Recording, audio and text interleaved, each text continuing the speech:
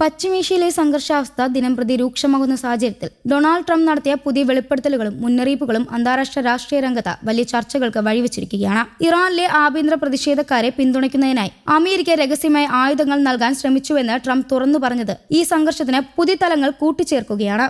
American മാധ്യമമായ Fox ന്യൂസിന് നൽകിയ അഭിമുഖത്തിലാണ് ട്രംപ് ഈ നിർണായക വെളിപ്പെടുത്തൽ നടത്തിയിരിക്കുന്നത്. ഇറാനിലെ ഭരണകൂടത്തിനെതിരെ പ്രതിഷേധം നടത്തുന്ന ആഭ്യന്തര ഗ്രൂപ്പുകൾക്ക് സഹായം നൽകുന്നതിന്റെ ഭാഗമായി ആയുധങ്ങൾ അയച്ചിരുന്നുവെന്ന് അദ്ദേഹം പറഞ്ഞു.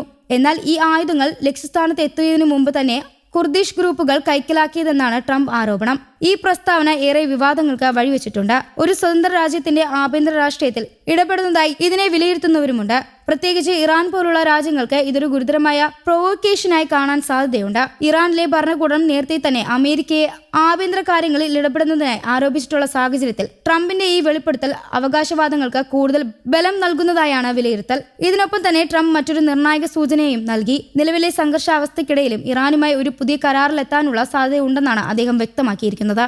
ഉടനെ തന്നെ ഒരു സുപ്രധാന കരാർ ഉണ്ടാക്കുമെന്ന് താൻ പ്രതീക്ഷിക്കുന്നതായും അതിനുള്ള സാധ്യത നല്ലതാണെന്നും അദ്ദേഹം പറഞ്ഞു. ഈ പ്രസ്താവനയാണ് ഇപ്പോൾ ശ്രദ്ധേയമാകുന്നത്. മുമ്പ് ഇറാനോട് അമേരിക്ക നൽകിയ സമയപരിധി അവസാനിക്കാൻ പോകുന്ന സാഹചര്യത്തിലാണ് ഈ പ്രസ്താവന മുന്നോട്ട് വന്നിരിക്കുന്നത്. സംഘർഷം കൂടുതൽ രൂക്ഷമാകുമെന്ന ആശങ്കകൾ ഉയരുന്നതിനിടെ കരാറിനുള്ള സാധ്യതയെക്കുറിച്ചുള്ള ട്രംപിന്റെ പരാമർശം നയതന്ത്രപരമായ ഒരു വഴിത്തിരിവായി ചിലർ കാണുന്നു. എന്നിരുന്നാലും ട്രംപ് തന്റെ കടുത്ത നിലപാടിൽ നിന്ന് പിന്മാറിയിട്ടില്ല. കരാർ സാധ്യമായില്ലെങ്കിൽ ശക്തമായ സൈനിക നടപടി ഉണ്ടാകുമെന്ന മുന്നറിയിപ്പ് അദ്ദേഹം വീണ്ടും ആവർത്തിച്ചു. പ്രത്യേകിച്ച് ഇറാന്റെ എണ്ണ ശേഖരങ്ങളും പ്രധാന അടിസ്ഥാന സൗകര്യങ്ങളും ലക്ഷ്യമിട്ടിരിക്കും ഈ ആക്രമണമെന്നും അദ്ദേഹം വ്യക്തമാക്കിയിരിക്കുന്നുണ്ട്. ഈ പശ്ചാത്തലത്തിൽ ഊർജ്ജ സുരക്ഷയ്ക്കും ആഗോള സമ്പദ് വ്യവസ്ഥയ്ക്കും വലിയ ആഘാതമുണ്ടാക്കാൻ സാധ്യതയുള്ള മുന്നറിയിപ്പാണ് നൽകുന്നത്.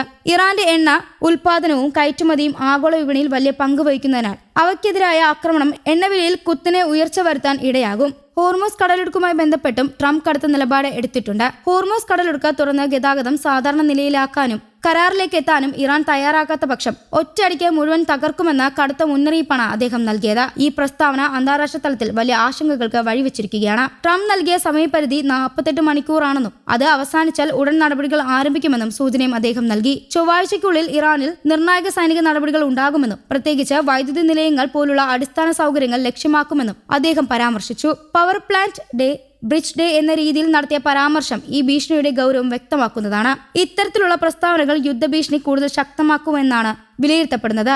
ഒരു ഭാഗത്ത് കരാറിനുള്ള സാധ്യതയെക്കുറിച്ച് സംസാരിക്കുമ്പോഴും മറുവശത്ത് ശക്തമായ സൈനിക ആക്രമണത്തെക്കുറിച്ച് മുന്നറിയിപ്പ് നൽകുന്നതും അമേരിക്കയുടെ നിലപാട് എത്രത്തോളം കഠിനമാണെന്ന് വ്യക്തമാക്കുന്നു. ഇതിനോട് ഇറാൻ ശക്തമായി പ്രതികരിച്ചിരിക്കുകയാണ്. അവരുടെ സിവിലിയൻ അടിസ്ഥാന സൗകര്യങ്ങൾക്കെതിരെ ഏതെങ്കിലും തരത്തിലുള്ള ആക്രമണം ഉണ്ടാകുകയാണെങ്കിൽ മിഡിൽ ഈസ്റ്റിലെ അമേരിക്കയുടെ സാമ്പത്തിക താൽപര്യങ്ങളെ നേരിട്ട് ലക്ഷ്യമിടുമെന്നും ഇറാൻ മുന്നറിയിപ്പ് നൽകി. ഈ മുന്നറിയിപ്പ് മേഖലയിൽ നിലനിൽക്കുന്ന അമേരിക്കൻ താൽപര്യങ്ങൾ, എണ്ണ ശുദ്ധീകരണശാലകൾ, സൈനിക താവളങ്ങൾ, വ്യാപാര ബന്ധങ്ങൾ എന്നിവയെല്ലാം തന്നെ ഭീഷണിയിലാകുമെന്ന സൂചന നൽകുന്നു. ഇത് സംഘർഷത്തെ ഒരു പുതിയ തലത്തിലേക്ക് കൊണ്ടുപോകാനുള്ള സാധ്യതയുള്ള ഘട്ടമാണ്. കാരണം പരസ്പര മുന്നറിയിപ്പുകൾ പലപ്പോഴും യാഥാർത്ഥ്യമായ സൈനിക ഏറ്റുമുട്ടലിലേക്ക് നയിക്കുന്നതാണ് ചരിത്രം കാണിക്കുന്നത്. ആയതിനാൽ തന്നെ അന്താരാഷ്ട്ര സമൂഹം ഈ സാഹചര്യത്തെ വളരെ അടുത്ത് നിരീക്ഷിച്ചുകൊണ്ടിരിക്കുകയാണ്.